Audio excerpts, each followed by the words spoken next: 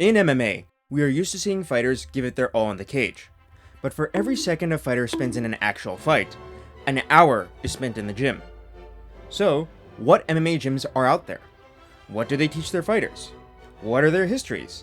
And what kind of style can we expect from fighters who train at a particular gym? Well, I'll be going over that and more in this video. So, without further waiting, here's every MMA gym and their style explained.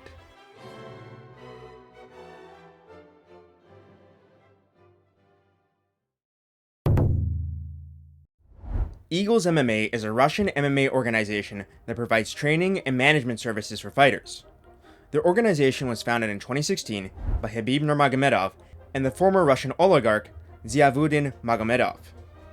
Khabib Nurmagomedov, as you're all likely aware, is a former UFC lightweight champion and one of the biggest stars in the history of the sport, with UFC 229, the event headlined by his bout against Conor McGregor, being the highest-selling pay-per-view event in the history of MMA. Ziauddin Magomedov, a Dagestani billionaire, was the head of the Suma Group, a collection of Russian corporations engaged in various fields, ranging from logistics to engineering to telecommunications. From 2008 until 2012, during the presidency of Dmitry Medvedev, Ziauddin and the Suma Group secured billions of US dollars worth of government contracts from the Russian Federation, almost all of which was done through corrupt means. Ziauddin was Khabib's biggest sponsor throughout his UFC run, including covering the medical expenses for Khabib's 2017 back surgery in Germany. Ziauddin was arrested in 2018 while trying to flee to America, and eventually was sentenced in 2022 to 19 years in prison for corruption. The Suma Group has since gone bankrupt, and the most recent news about Ziauddin suggests that he's been transferred to a penal colony. The chief coach for Eagles MMA was Khabib's father, Abdulmanap Nurmagomedov. Abdulmanap was a veteran of the Soviet Army with a background in Sambo, and began training Khabib at an early age. Other students of Abdulmanap include the current top pound-for-pound fighter and former lightweight champion Islam Makhachev, who is also Khabib's childhood friend, and the brothers Usman and Umar Nurmagomedov, Usman being the Bellator and PFL lightweight champion, while Umar is a top-ranked bantamweight in the UFC. The brothers are also Khabib's cousins. All of Abdulmanap's students have an extensive background in Sambo, with Khabib Nurmagomedov and Islam Makhachev being awarded the title of International Master of Sport in the art. Other noteworthy fighters training at Eagles MMA include UFC heavyweight Sergey Pavlovich, UFC flyweight Tagir Ulanbekov, UFC middleweight Ikram Aliskerov, and Demetrius Johnson's gaming buddy Abubakar Nurmagomedov. After Abdulmanap's passing in 2020 due to a respiratory disease, the mantle of coach was passed from father to son, with Khabib retiring after his title defense against Justin Gaethje to take up coaching fighters at Eagles MMA. The Eagles MMA camp is based out of Makhachkala, the capital of Dagestan, which is one of the many republics that make up the Russian Federation, although Khabib has also established a state-of-the-art training facility in his home village of Sildi. The fighters who train at Eagles MMA are almost all Dagestanis, although select outsiders have been allowed to train there in the past.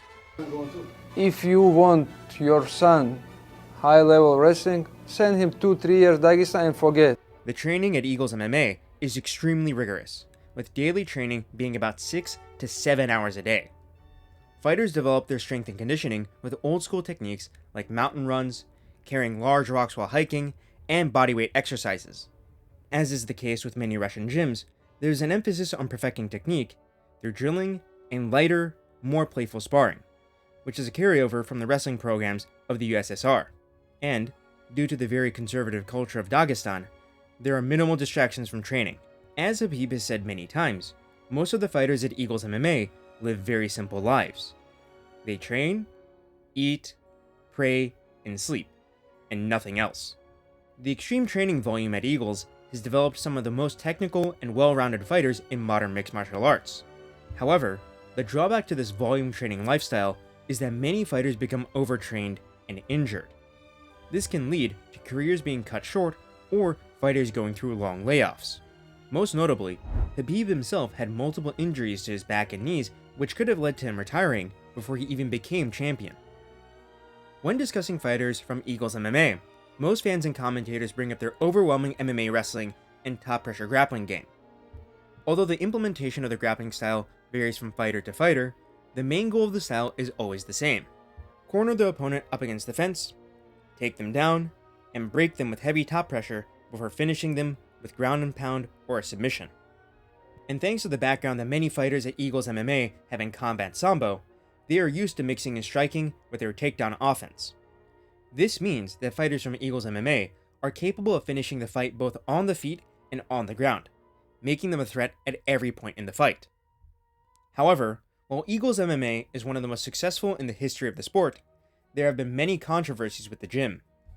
In addition to Eagles MMA being founded thanks to Ziauddin's funding, the gym has faced investigation for possible connections to jihadi terrorist organizations operating in Dagestan.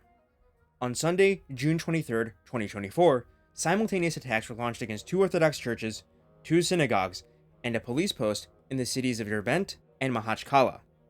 The attackers opened fire with automatic weapons and set fire to the religious buildings using Molotov cocktails. A total of 22 were killed, including an Orthodox priest who, instead of being shot, was dragged out of his parish and violently executed by having his throat slit. After clashing with law enforcement, the attackers either fled or were killed. And among the deceased terrorists was 28-year-old Gazimurad Kagirov, a fighter who had trained before at Eagles MMA and was reported by Russian media outlets to be a student of the late Abdul Manap. This led to Eagles MMA being investigated by the Russian government for jihadist ties, and Khabib releasing a statement that, while Kagirov had done a training camp at Eagles MMA, he was not an official member of the team. But, despite all of his controversies, the continued success of Eagles MMA cannot be understated, and with the young generation of Dagestan being inspired by Khabib Nurmagomedov and Islam Makhachev, we can expect to see even more bright prospects emerge from this team in the future.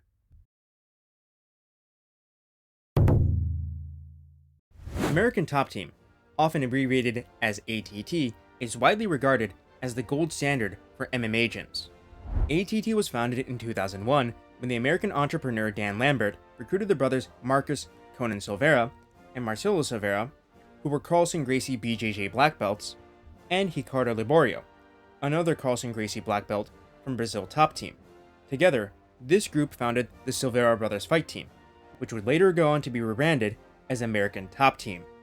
Countless top fighters have trained and are continuing to train at ATT. Here are just a fraction of the most recognizable names that have trained at the gym: Dustin Poirier, Jorge Masvidal, Yoel Romero, Mateusz Gamrot, Renato Moicano, Movsar Evloev, Grant Dawson, Marvin Vettori, Amanda Nunes, Bo Nickel, Kyoji Horiguchi, Joanna Jędrzejczyk, Edson Barboza, Junior Dos Santos, and Andrei Arlovsky.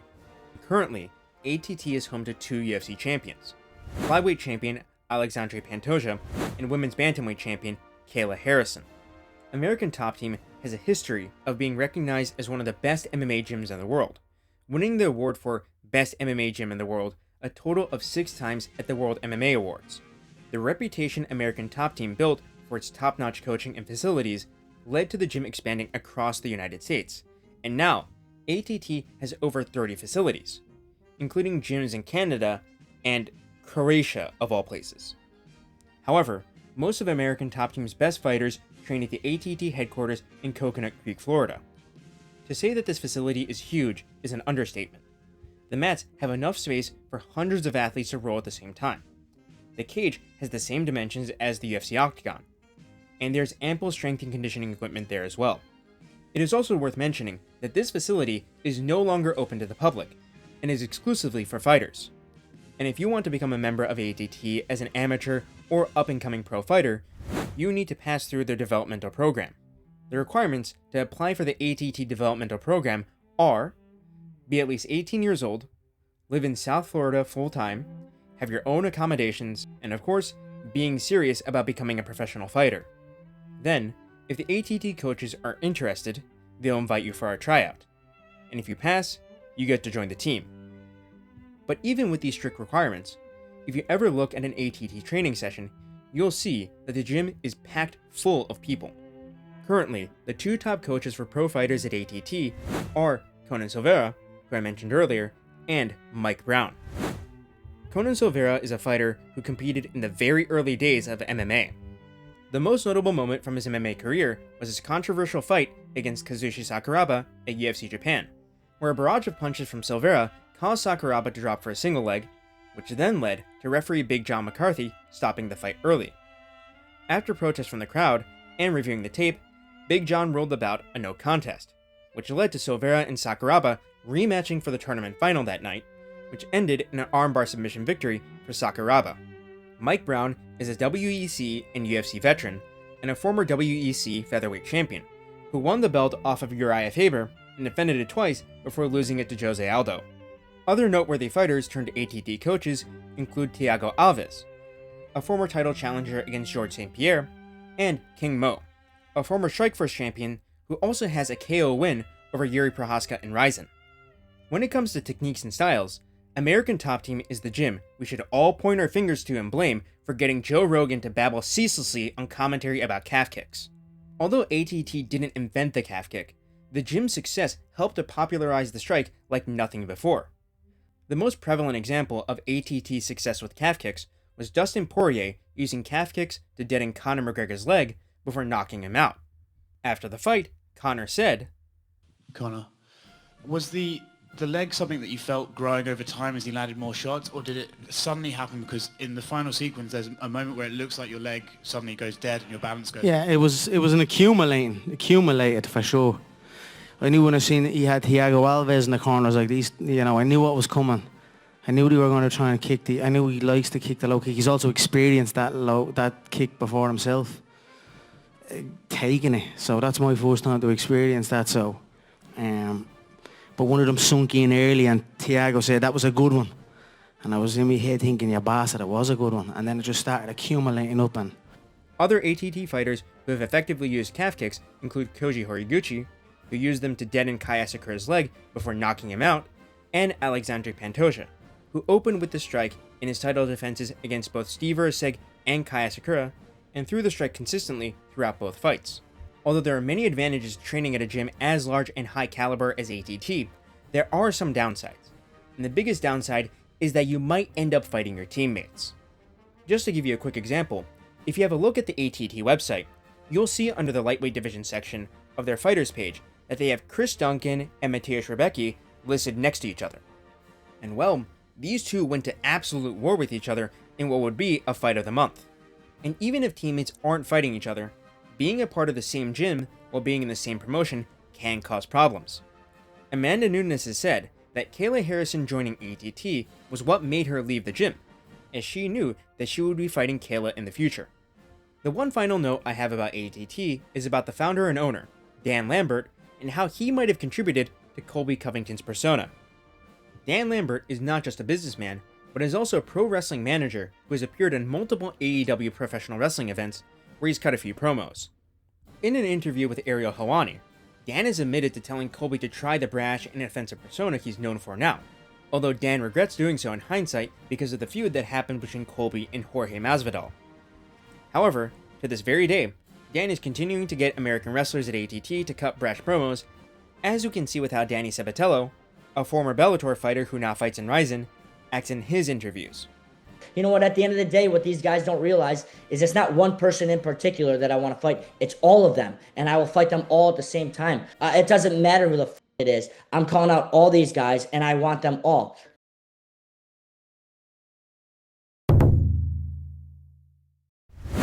Straight Blast Gym Ireland, often abbreviated as SBG Ireland, is the gym most known for, or should I say, most notorious for, being the home of the biggest superstar in MMA history, Conor McGregor. Based in Dublin, the gym was founded in 2001 by head coach John Kavanagh, where it used to briefly be called Full Circle Martial Arts Academy before the gym joined the SBG International Network, which is headed by Matt Thornton. John Kavanagh, who was a black belt in Kempo Karate, was inspired to pick up the sport of Brazilian Jiu-Jitsu after watching how Royce Gracie dominated with the martial art at UFC 1. Kavanagh went on to become Ireland's first European BJJ champion in 2005 and the country's first BJJ black belt in 2007. Kavanagh was also one of the very first competitors on Ireland's regional MMA scene, amassing a record of 3 wins and 3 losses. And in 2008, the man who would go on to become the biggest name in MMA history began training under Kavanagh. Conor McGregor's story and accolades need no introduction. After amassing a record of 8-2 in the Irish regional scene, Conor signed with Cage Warriors, where he went on to win both the featherweight and the lightweight title. From there, Conor signed with the UFC, toured through the featherweight division, won interim gold against Chad Mendes, KO'd the seemingly unbeatable Jose Aldo in 13 seconds, had the legendary Diaz fights, moved up to lightweight to become double champion, and then boxed Floyd Mayweather in one of the highest profile bouts in combat sports history. Now, Conor McGregor's run is, without a doubt, legendary. However, besides Conor McGregor, SBG Ireland doesn't have that many great fighters. As for notable names, there's Makwan Amirkhani, who went 7-7 in the UFC before getting cut, and Brad Katona, who has the distinction of winning the Ultimate Fighter twice, although he's also been cut from the UFC after both tough wins as well. And of course, we cannot forget the GOAT and the most loyal friend of all time, Artem Lobov. Johnny Walker, who was SBG Ireland's only ranked UFC fighter for quite a while, was getting brutally finished over and over again, and well, in his first fight after switching gyms to Xtreme Couture, he went on to produce a huge upset victory against Zhang Ming Yang. And on the same UFC Shanghai card where Walker beat Zhang, the SBG Ireland member Kiefer Crosby was brutally finished, bringing Kiefer Crosby's UFC record to 0-3, with all of those losses coming by finish. The best fighter I can think of to come from SBG Ireland, besides Conor McGregor, who also happens to be the best currently active fighter with the gym, is Gunnar Nelson. And I'm putting active in quotation marks because Nelson fights once every 2 years nowadays. And if you look at what John Kavanagh is focused on today on Twitter, you'll see that he's far more occupied with stopping third world immigration to Ireland than he is with training the next generation of up-and-coming fighters. And when it comes to the style of SBG Ireland, well, I guess there was that whole thing where Conor talked about creative movements and being free-flowing and loose, but that's not really a style per se. Whereas other top gyms train their fighters in tactical approaches or systems they can see similarities in across fighters, there really isn't an SBG Ireland style. So yeah, in spite of the state-of-the-art facility that SBG Ireland has, it might not be the best environment to train in today.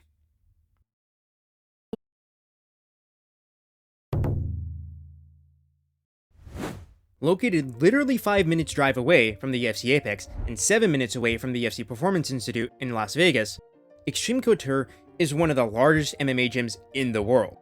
Founded in 2007 by the legendary two-weight UFC champion, Randy Couture, Xtreme Couture and its head coach, Eric Nixick, have likely become a familiar name for many hardcore MMA fans. Thanks to the gym's proximity to the Apex and the UFC Performance Institute, Xtreme Couture has become the home for dozens of UFC fighters. Notable names include former UFC middleweight champion, Sean Strickland, lineal MMA heavyweight champion, Francis Ngannou, UFC flyweight and former Ryzen bantamweight champion, Manel Kape, UFC middleweight, Roman Dolidze, UFC featherweight, Dan Ige, and UFC welterweight, Chris Curtis. And, as I mentioned in the SBG Ireland segment, Johnny Walker now trains full-time at Xtreme Couture as well. But thanks to its convenient location and open-door policy, many other noteworthy fighters have trained at Xtreme Couture in the past, including the UFC middleweight champion Khamzat Chimaev, UFC light heavyweight champion Magomed Ankalaev, former UFC bantamweight champion Aljamain Sterling, and, most noteworthy of all, the bane of Jake Paul, Darren the Gorilla Till. Facility-wise, Xtreme Couture has a floor space of over 24,000 square feet, or 2,200 square meters, and they also have, not one, but 2 large cages to simulate what it's like in the UFC Octagon. Xtreme Couture is also known for having one of the liveliest gym cultures in MMA, thanks in large part to the antics of Sean Strickland, who is sort of a leader at the gym. One of the most interesting facts about Xtreme Couture is that Eric Nixick, the head coach, does not come from a background in martial arts. Eric Nixick grew up in a family of sport coaches, with his father and 3 uncles all being basketball and football coaches, and one of his uncles, Mike Nixon, was an NFL coach. After graduating from university, where he played American football for a while before being made to quit due to a number of bad concussions, Nixick joined Xtreme Couture before it was even made open to the public, training with Randy Couture and his team. And when the gym became open to the public, Nixick was the first official member. From there, Nixick worked his way up through both the BJJ belt system and the coaching staff at Xtreme Couture. And in 2017, when longtime head coach Robert Follis left the gym, and shortly after, passed away, Nixick became the head coach of the gym. Besides Nixick, one of the most prominent trainers at Xtreme Couture is Ray Sefo, a multiple-time K1 Kickboxing Grand Prix finalist and multiple-time Muay Thai world champion. Ray also served as the president of the World Series of Fighting in the past, which is the promotion that would later go on to become the PFL. The style of Xtreme Couture fighters is, for good reasons and bad reasons, very distinct.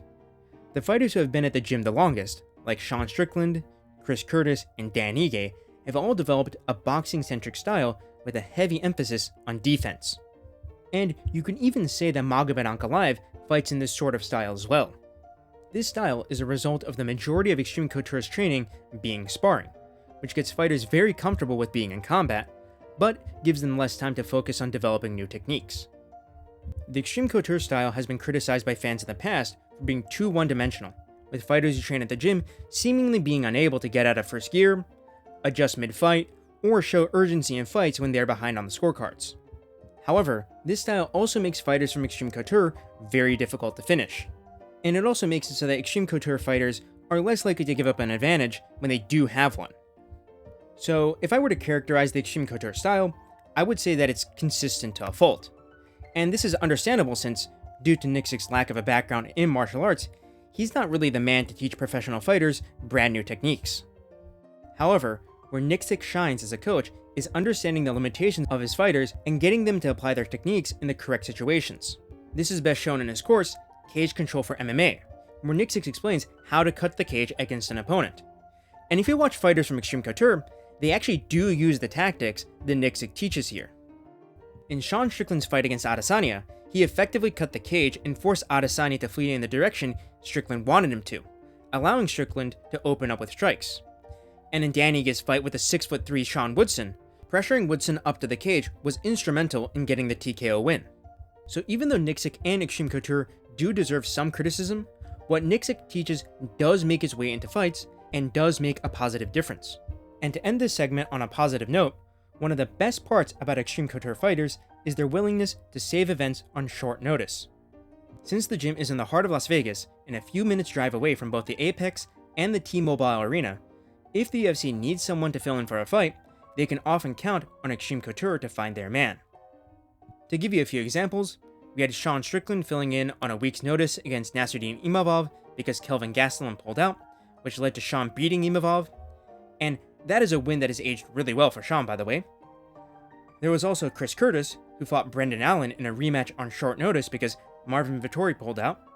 And then, of course, there's the shortest notice replacement in UFC history, where Dan Ige stepped in on 4 hours notice against Diego Lopez to save the co-main event for UFC 303 after Brian Ortega pulled out. So yeah, you can hate on Xtreme Couture all you want, but the UFC would genuinely be a much worse promotion if it weren't for the gym.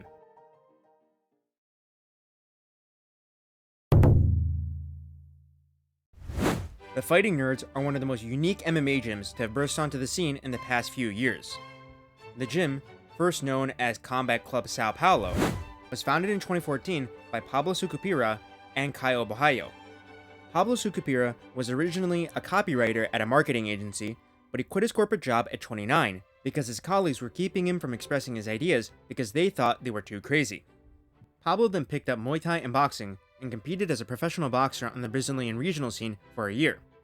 But, after 5 bouts, Pablo came to terms with the fact that, as a 30-year-old, his athletic abilities would continue to decline before he could progress more in the sport, which led to Pablo turning to coaching. Caio Borralho grew up having a math teacher as a grandfather, who inspired him to pick up teaching as well. Caio began tutoring other students in math and chemistry at age 15, at times having over 20 students over at his house to learn, and he kept teaching until he was around 20 or 21 years old. After graduating high school, Caio went on to study industrial chemistry, even receiving an internship offer to work for Ambev, a major Brazilian brewing company that is now a subsidiary of Anheuser-Busch. But instead of becoming a chemist or corporate employee, Caio decided that beating up people for money was much more fun. Caio trained in a few different martial arts, including judo and jiu-jitsu, before deciding that he wanted to pursue MMA. In order to improve his striking, Caio had his friend and fellow fighter, Bruno Murata, introduced him to Pablo, a striking specialist. When Caio met Pablo, he wasn't impressed by Pablo's appearance. But then, they sparred, and in Caio's own words, I never got beat up in any fight that I had the same way that he beat me that time. He beat the out of me.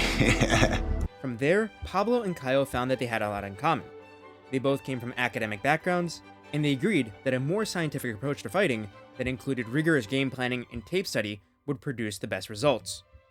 They also agreed that being nerds who could fight would inspire many people who were being bullied to fight back and pursue martial arts, which led to the gym's unique philosophy and branding. And from there, the team began to grow. They added Damian Maia's grappling coach, Wagner Moura, and Flavio Alvaro, a Brazilian UFC veteran with over 70 professional MMA fights.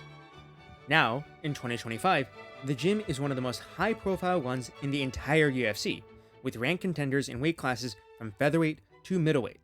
The four main fighting nerds are John Silva, the autistic barking dog, Mauricio Ruffi, the Brazilian Conor McGregor and massive weeb who took his fighter name straight from the main character of One Piece, Carlos Prates, the cigarette-smoking, borderline alcoholic with a sniper-like left hand, and Caio Borralho himself, who serves as a team leader for the nerds, as you can see from how often he is in the corner of the other fighters.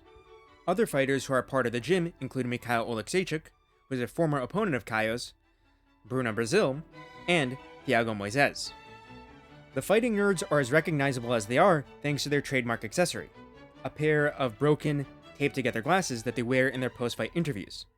A small piece of marketing genius that Pablo came up with to help the team stand out. When it comes to the fighting nerds and their style, Pablo has had a few things to say. In an interview he did with Yahoo Sports, he said, quote, "People talk about the high finish rate of the nerds, and there are two reasons for that. We understand it's not just that finish rate, but how we're going to do media day, how we handle ourselves, all of it.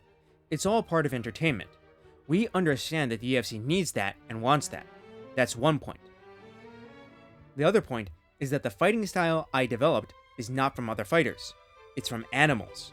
I like to watch an animal hunt another animal. When an animal hunts another animal, he cannot win by decision. He needs to kill the other animal. Animals hunting other animals is what inspired me. So that is the mindset we have at the Fighting Nerds." And well, if you look at the Fighting Nerds, they are all known for incredibly exciting fights and devastating finishes. And if I were to point out one particular technique, or set of techniques that the nerds excel at as a team, I would have to say it is spinning attacks. Carlos Prates KO'd Jeff Neal with a devastating spinning elbow at UFC 319. And when John Silva broke his hands in the first round during his fight with Drew Dober, he used spinning elbows to tear apart Dober throughout the rest of the fight, eventually getting a TKO win due to a doctor stoppage. However, Mauricio Ruffi might be the best example of the nerd's proficiency with spinning attacks. During his fight on Dana White's Contender Series, Ruffi landed a spinning back elbow that stunned his opponent enough to get the TKO win. And of course, he landed that arguable KO of the year with his spinning wheel kick against Bobby Green. However, the fighting nerds do have their weaknesses. Most notably, the nerds are susceptible to forward pressure, as was exposed in Mauricio Ruffi's fight against BSD, Caio Borralho's fight against Nasruddin Imavov, and Carlos Prates' fight against Ian Gary. The nerds are really good when they're the hammer, but they really can't deal with being the nail. So yeah, when you watch a fighting nerd, you can always count on skill, excitement, and an entertaining scrap.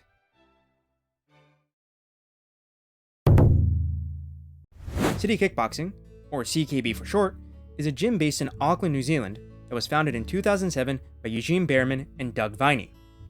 The gym is one of the largest in Oceania and is the home to many top-level fighters like former middleweight champion Israel Adesanya, UFC lightweight Dan Hooker, UFC flyweight Kai Kara-France, and UFC light heavyweight Carlos Ulberg. The current UFC featherweight champion and arguable greatest featherweight of all time, Alexander Volkanovski, is also known for training at the gym, although he has publicly stated multiple times that he is not a member of City Kickboxing and is instead a member of the Aussie gym Freestyle MMA, where he is trained by Joe Lopez. Eugene Behrman, the head coach of CKB, had a pretty standard career as an amateur kickboxer and MMA fighter, amassing a record of 4-3 in MMA before deciding to become a full-time coach. On the other hand, Doug Viney was a prolific super heavyweight K1 kickboxer, who is best known for winning the 2007 K1 Grand Prix in Las Vegas. As you would guess based off the name of the gym, City Kickboxing is a gym focused on striking, and is well known for improving the takedown defense of kickboxers who are looking to transition to MMA. This takedown defense was demonstrated throughout Israel Adesanya's title run and in Dan Hooker's win over Mateusz Gamrot, although the gym has recently been on a bit of a losing streak due to Adesanya's downfall and Kai Kara-France's loss to Pantoja during their flyweight title bout. The City Kickboxing style is often characterized as a jab and low kick heavy outfighting style, which is a result of the title reign of Israel Adesanya. We are also seeing this style in Carlos Ulberg's fights as he moves up the rankings. However, not all CKB fighters fight this way, as Dan Hooker and Kai Kara-France are often known for pressuring forward while throwing boxing combinations. Another common trait among those who have trained at CKB is their ability to fluidly switch between stances. Notably, Israel Adesanya and Alexander Volkanovski are well-known switch hitters, and Kai Kara-France used a step-through hook while switching stances to knock out Steve Erceg at UFC 305. One of the most interesting parts about CKB is their ALTA program, a rigorous 20-week training regimen that can take a previously untrained individual and have them ready to compete in their first amateur MMA fight by the end of the program. The ALTA program helps to develop up-and-coming talent in a structured and comprehensive way, culminating in a fight night where friends and family can gather to watch the competition. Facilities-wise, the gym is set with a ring and cage and has plenty of open mat space to roll on. All in all, CKB is a top-level gym and is one of the best places in Oceania to train. The gym is very warm and very accepting, and they're actually so warm and accepting that they even welcome tech overlord and known lizard person Mark Zuckerberg to train with the team. All your teammates is a bunch of fat.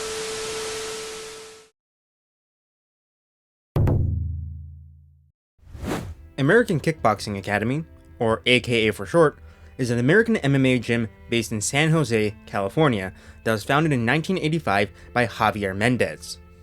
AKA is one of the most famous gyms in the history of MMA, being the home to legends like the MMA pioneer Frank Shamrock, two-weight UFC champion Daniel Cormier, former UFC heavyweight champion Cain Velasquez, and former UFC middleweight champion Luke Rockhold. The gym is also the place where members of Team Eagle like Khabib Nurmagomedov and Islam Makhachev train when they are in the United States. Javier Mendez was born in Mexico to a poor family where his father was an abusive alcoholic. Javier began training in the art of Tang Soo Do, which is basically a Korean version of karate, at age 8. And after that, Javier moved to West Coast Taekwondo, where he trained under Scott Coker. Yes, that's Scott Coker, the former CEO of Strikeforce and Bellator. Javier Mendez began his professional kickboxing career in 1985 at the age of 15, and started training a small group of students at that time as well. During his kickboxing career, Javier became a 2-time ISCA full-contact light cruiserweight kickboxing champion, and in 1995 won the ISCA light heavyweight championship. In the same year that he won his final title, Javier officially opened the American Kickboxing Academy, where he began training more and more students. In 1996, the UFC fighter Brian Johnson got in contact with Javier Mendez to try and improve his kickboxing ability, which led to Brian becoming the first MMA fighter under Javier's tutelage. From there, Frank Shamrock, the MMA pioneer, would also join AKA to improve his striking skills, and would claim multiple championships in the UFC, Strikeforce, WEC, and Pancrase. Now, as opposed to City Kickboxing, most of the fighters at AKA aren't kickboxers. The name of the gym is quite deceptive, because all of Javier Mendez's best fighters are incredible grapplers. However, what AKA as a gym specializes in is rounding out the skill sets of talented grapplers by giving them all the kickboxing skills necessary to compete at the top level in MMA. The AKA style is all about mixing striking with grappling and giving grapplers a way to strike while leaning on their grappling. And we can see this from the results that the gym has produced. Daniel Cormier was one of the best dirty boxers at the heavier weight classes, using hand fighting and collar ties to disrupt the striking rhythm of more traditionally trained strikers, with the best display of this being his KO win over Stipe Miocic in their first fight. Luke Rockhold, whose background was in grappling, developed one of the most advanced kicking games in the UFC while he trained at AKA. Although his boxing defense always left a lot to be desired throughout the entirety of his combat sports career. and Cain Velasquez and Khabib, neither of whom were ever technical strikers, both set up and landed incredibly clean right overhands against Junior Dos Santos and Conor McGregor in their fights.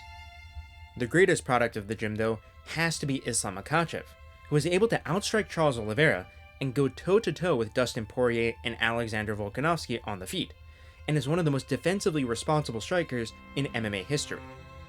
However, one problem with AKA is that they do seem to be an injury-prone gym, a fact that Dana White himself pointed out all the way back in 2016. Khabib and Cain Velasquez both had career-threatening injuries, with Cain's actually contributing to the downfall of his career. But still, there is no denying that if you're a grappler looking to improve your striking, AKA is the gym for you.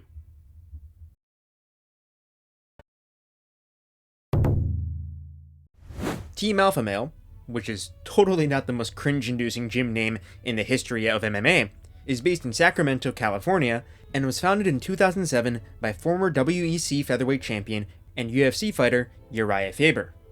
Team Alpha Male has historically been one of the best gyms for the lower weight classes, with the gym producing multiple top fighters in the flyweight, bantamweight, and featherweight divisions.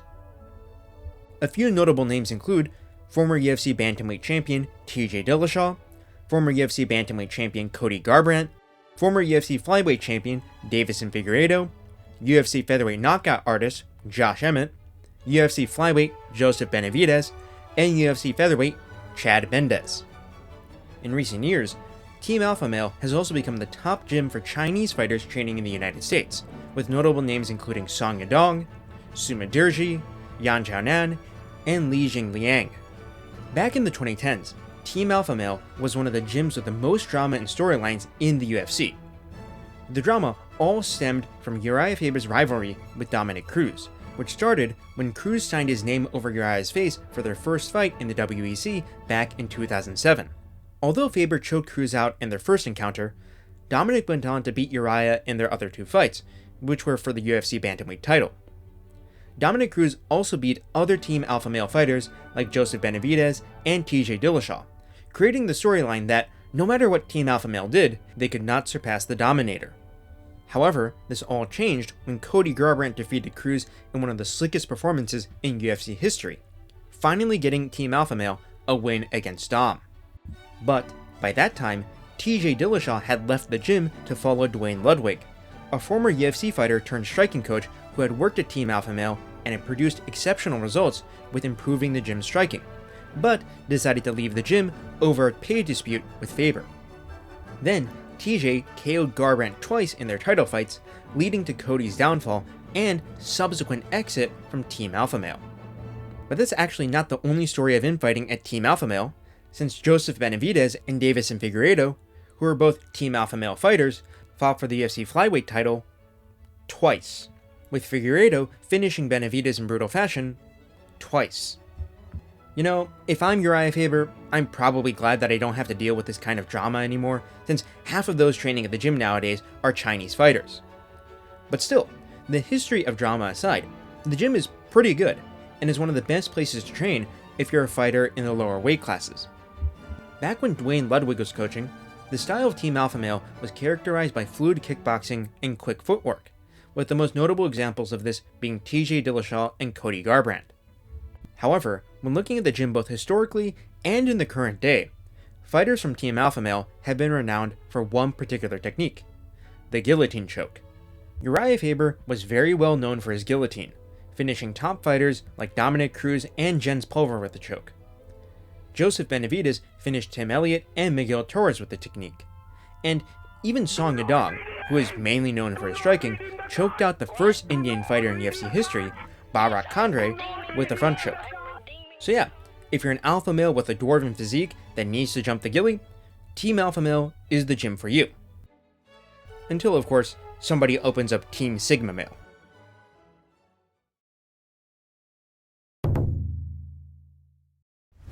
Elevation Fight Team is a professional MMA team based in Denver, Colorado that was founded in 2013 by Christian Allen. Elevation Fight Team is unlike other MMA gyms because it is actually not one gym, but rather a collection of different MMA gyms in the Denver area, including Easton's MMA, pound-for-pound fitness, vital strength and fitness, and high-altitude MMA. Each gym is owned by a different member of Elevation Fight Team's coaching staff. The most famous coach for Elevation Fight Team is Trevor Whitman, who is actually not an official coach for any of the aforementioned gyms, but coaches select fighters at Elevation Fight Team like Justin Gaethje and Corey Sandhagen. The philosophy of Elevation Fight Team is built around the freedom for fighters to train with who they want to, where they want to. As the grappling coach for Elevation Fight Team and former UFC fighter Cody Donovan said, quote, "I think having the different gyms works well for a lot of reasons. None of us are relying on our fighters for a paycheck. We all have successful gyms, and that takes a lot of the pressure away. We've seen that go very negative in the past. All of us, all the coaches, we were training partners before. We all came up on different teams. We saw things go well. We saw things go bad. That's part of the process here. We're doing it the way we wished we could have always had it." On any given day, fighters from the team can choose to train at any of the gyms in the network, letting them develop their skills in the way they want to. This flexibility also gives Trevor Whitman the freedom to train Kamaru Usman, who is not a member of Elevation Fight Team, but is actually under Whitman directly as a member of ONX Sports, which is Trevor Whitman's training equipment company. As it says in the name of the organization, Elevation Fight Team, all the gyms in the collective are thousands of meters above sea level. The lower oxygen concentration in the atmosphere forces fighters' bodies to adapt, leading to increased cardiovascular endurance. The location of the fight team and the quality of the coaching offered has made Elevation Fight Team one of the most popular teams in the United States, with notable fighters including Justin Gaethje, Corey Sandhagen, Neil Magny, and Drew Dober. Thoughts on injuries, especially knee grows? I don't know. Thoughts on injuries? My opinions are like they suck. They're not good.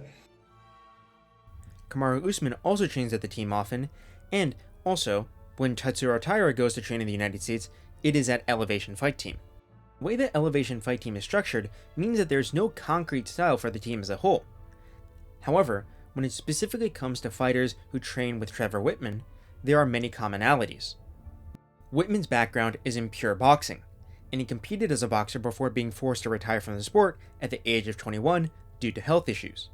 Whitman's fighters, by which I mean Usman, Gaethje, and Sandhagen, have all been trained by Trevor to effectively utilize straight punches in their striking games. This focus on boxing fundamentals helped Kamaru Usman go on his legendary welterweight title run, with KO wins over Covington, Masvidal, and Burns, thanks in large part to Whitman's drilling of the basics of boxing. Justin Gaethje also utilized his jab and uppercuts to tremendous effect against the likes of Michael Chandler and Rafael Fiziev. However, Whitman's coaching can also have its downsides. Notably, Usman and Gaethje have both been caught in devastating ways due to their excessive head movement, with Usman getting KO'd by Leon Edwards' head kick in their title bout, and Gaethje getting his nose smashed by a spinning back kick from Max Holloway at the end of the first round in their fight. Also, due to the focus on pure boxing, Corey Sandhagen has been notably more hesitant to throw creative and explosive techniques in his more recent fights, which were a trademark of his fighting style back when he was fighting the likes of Marlon Moraes, Frankie Edgar, Petr Yan, and TJ Dillashaw. However, we still cannot dismiss Whitman's effectiveness as a coach, as all of his fighters are still top caliber guys competing with the best of the best. So yes, Elevation Fight Team. Very free, very open, and very, very, very high up above sea level.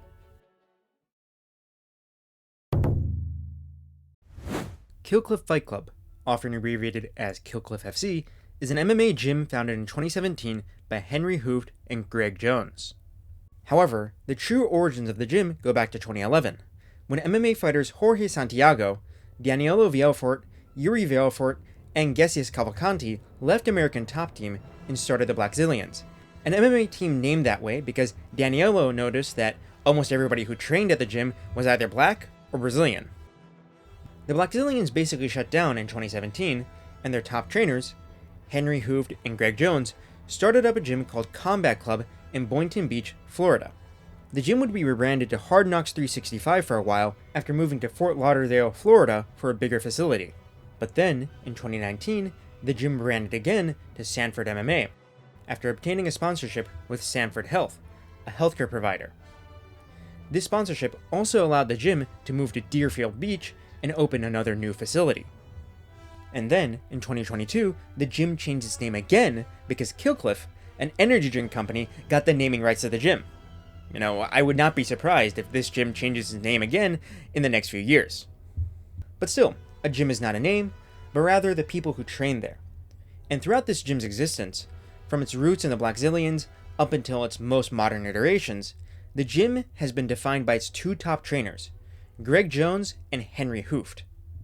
Greg Jones is the chief wrestling coach at Killcliff FC, and has the background of being a 3-time NCAA Division I championship winner. He began coaching the Blackzilians in 2014 and has stayed with the team ever since. Henry Hooft is a former Dutch K1 kickboxer who developed his own system of kickboxing by combining what he thought were the best aspects of Dutch kickboxing with Muay Thai. The gym is home to notable names like Robbie Lawler, Gilbert Burns, Michael Chandler, Vicente Luque, Brandon Allen, and, formerly, Kamaru Usman. Many international fighters also train for long stretches at a time at Killcliff, with notable names including Shavkat Rakhmonov, Rainier de Ridder, and Ian Gary. And when it comes to the Killcliff FC style, well, after just looking at the fighters who come from this gym, I have to conclude that it's all about swanging and banging. Gilbert Burns had that war with Hamza Chimaev, Michael Chandler is Michael Chandler, Robbie Lawler is Robbie Lawler, and Vicente Luque is one of the most underrated fighters in UFC history when it comes to the entertainment factor. So yeah, that's Killcliff FC for you, which used to be known as Sanford MMA, which used to be known as Hard Knocks 365, which used to be known as Combat Club, which used to be called the Blackzilians.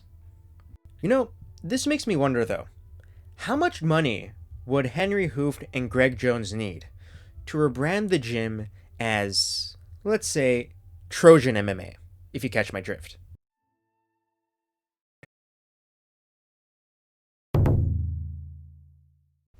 Chute Boxe is a Brazilian martial arts academy founded in Curitiba, Brazil, by Rudimar Federico in 1978. Originally a Muay Thai gym, the trainers expanded the programs there in 1991 to include grappling and MMA.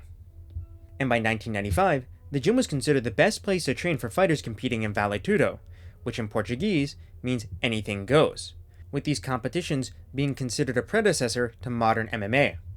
Over the years, Chute Boxe developed a reputation for being one of the best gyms in Brazil and played a dominant role in the early development of MMA as a sport.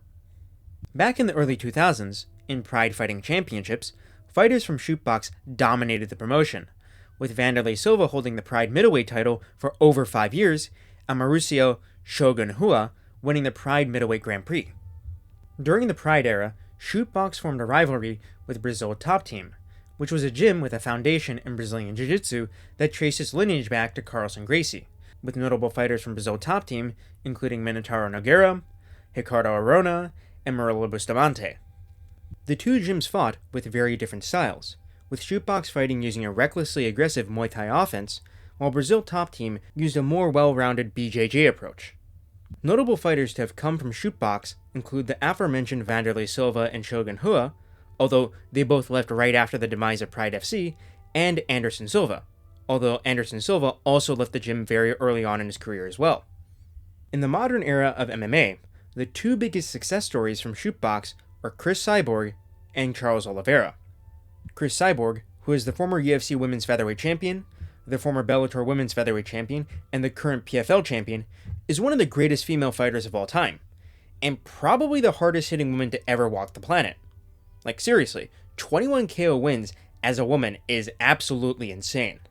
And then of course, Charles Oliveira needs no introduction. The former lightweight champion and the Lion of Brazil, do Bronx has one of the most inspiring stories in UFC history, where he came from an impoverished background with compromised vision and overcame those health issues to become an MMA fighter. From there, he joined the UFC at a very young age, but found himself going down the path of a journeyman, where he'd win one fight, and then lose one fight, and then win one fight, and then lose another, kind of like that. But then, after moving up to lightweight and switching his main training camp to Chute Boxe, and specifically the branch of the gym in Sao Paulo run by Diego Lima, Charles Oliveira went on a generational run to capture the lightweight title. The Chute Boxe style is one of the most distinct and legendary styles in MMA. Pioneered by Vanderlei Silva and Shogun Rua and refined by Charles Oliveira, the Chute Boxe style is all about kill or be killed. Chute Boxe fighters fight out of a traditional Muay Thai stance, but instead of fighting from range using body and head kicks, as is typical of stadium Muay Thai, as those strikes are rewarded well by the scoring criteria of Muay Thai, the Chute Boxe style is all about forward pressure and relentless offense. Chute Boxe fighters throw many more punches than traditional Thai fighters, and use those punches as a method of entry into the clinch, where they use elbows and knees to destroy their opponent. The best examples of this are Vanderlei Silva's fights in Pride, where he destroyed many of his toughest opponents, including the notoriously awful parent Rampage Jackson, with those knees.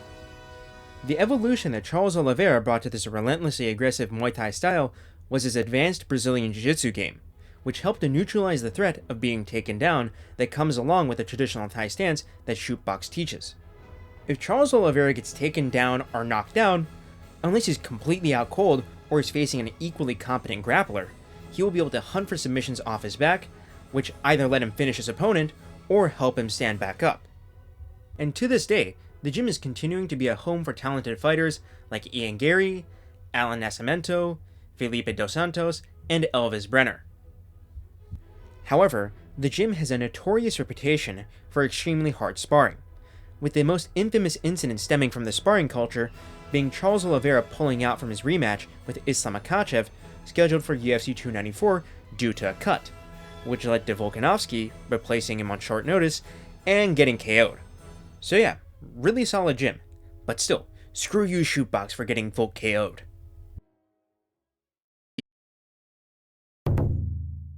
Tiger Muay Thai is an MMA and Muay Thai gym located in Phuket, Thailand that was founded in 2003 by the American fighter Sean Douglas. With a floor space of over 9,600 square meters, Tiger Muay Thai is the largest MMA gym in Thailand and is one of the most technical striking gyms in modern MMA. And also, Tiger Muay Thai is far and ahead one of the most popular gyms on social media and has progressively geared itself more and more in that direction, with the gym having yoga sessions, a spa, and even a restaurant attached to it. However, the gym is still home to plenty of top-tier fighters, most of whom train in the pro and invite-only classes that are held at the gym. Notable fighters include Petr Yan, Alexander Volkanovski, Valentina Shevchenko, and Rafael Fiziev, who is also the lead striking coach at Tiger Muay Thai. Many fighters who have trained at Tiger Muay Thai began doing so due to the Tiger Muay Thai tryouts, with notable names like Alexander Volkanovski, Kai Kara France, and Dan Hooker winning in different years. Although Tiger Muay Thai did away with the tryouts in 2020 during the global COOF problem, they were brought back in 2023, with the winner of the tryout being awarded a $100,000 contract with one championship. Now, there are some upsides to this contract, with the main advantage being that it's for $100,000 per fight. But remember, this is at one championship.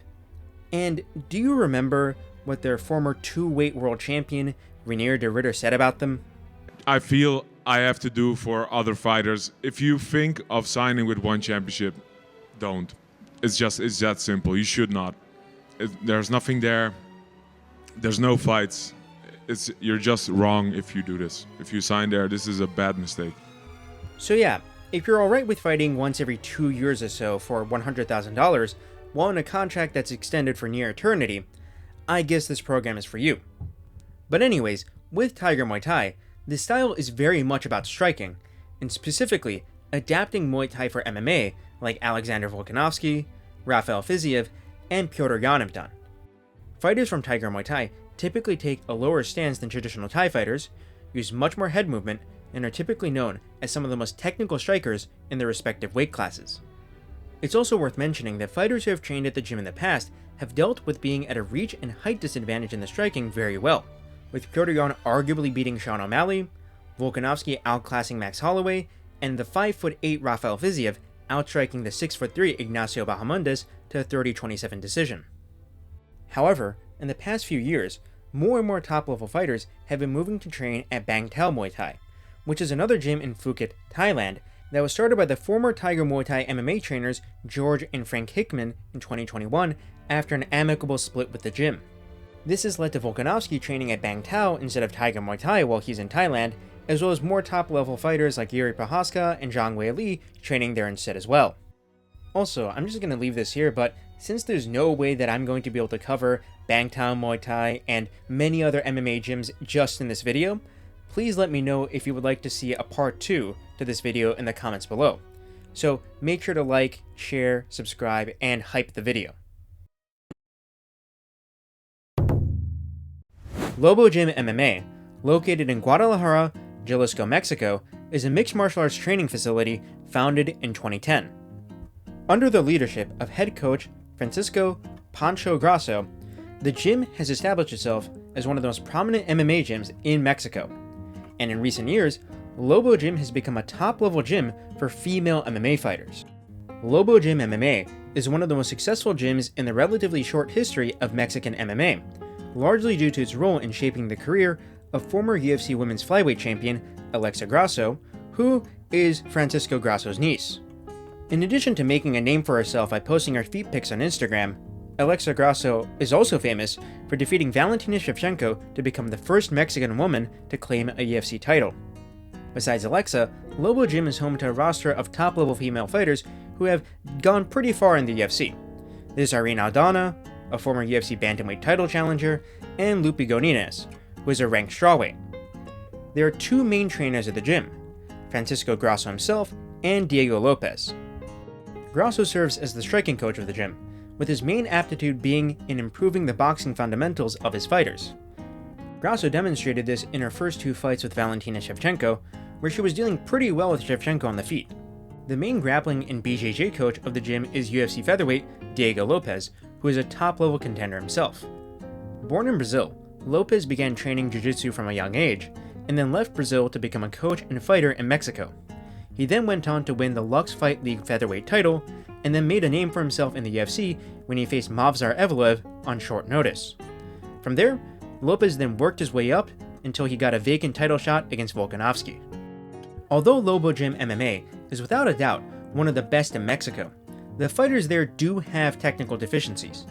As Jack Slack has noted in the past, fighters from the gym tend to have trouble cutting the cage against their opponent, as was the case in Lopez's fight against Volkanovski and Alexa Grasso's fight against Natalia Silva. This leads to fighters from Lobo Gym chasing their opponent around the cage while getting hit with strikes from mid to long range, which is an issue they have in common. But still, this gym is developing solid fighters for a country that is still in the very early stages of its MMA development, so it's definitely worth paying attention to. The MMA Lab is a gym based in Arizona that was founded in 2006 by Jason Beck, who was working in tandem with the UFC legend Royce Gracie. The gym is the home to two former UFC champions, former bantamweight champion Sean O'Malley and former lightweight champion Benson Henderson, with Henderson actually being one of the current co-owners of the MMA Lab. When the MMA Lab was founded in 2006, it was done so by investment companies owned by Jason Beck and Royce Gracie, who then later on, in 2012, transferred their stakes in the gym to Benson Henderson. The head coach of the MMA Lab is John Crouch, who was brought on by Jason Beck and Royce Gracie when they owned the gym. And then of course, Benson Henderson is another coach there, and he needs no introduction really, like multiple-time UFC and WEC champion, popularizer of the calf kick, and toothpick enthusiast. When you think of the MMA Lab, I'm sure that many of you think of Mr. Canelo Alvarez from Temu himself, Tim Welch. However, Tim Welch actually isn't a coach at the MMA Lab per se. He's a private coach for Sean O'Malley, who also happens to be a member of the MMA Lab team, which is why he isn't listed on the MMA Lab website as an instructor. This is also why on Sean O'Malley's ESPN and Tapology page, he's listed under Red Hawk Academy. Red Hawk was Tim Welch's fighter nickname when he was still actively competing. When it comes to the MMA Lab, it is undoubtedly one of the best modern gyms for the lower weight classes, and specifically the bantamweight division. As of the time of me making this video, 4 ranked bantamweights in the UFC train at the MMA Lab, with those being Sean O'Malley, Kyler Phillips, Marcus McGee, and, of course, we can't forget the Benjamin Netanyahu of the UFC, Mario Bautista. And yes, I know that hating on Mr. Bautistic for hugging Jose Aldo up against the fence hasn't been cool ever since he boxed up Punchy Bag from Bellator. But you see, I hated Mario before it was cool to hate him.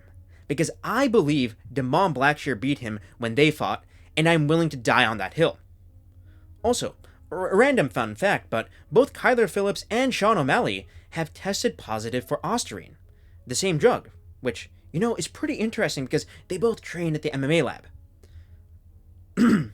But anyways, my personal dislike for two of the MMA Lab's top bantamweights aside, the gym has good talent in other divisions as well.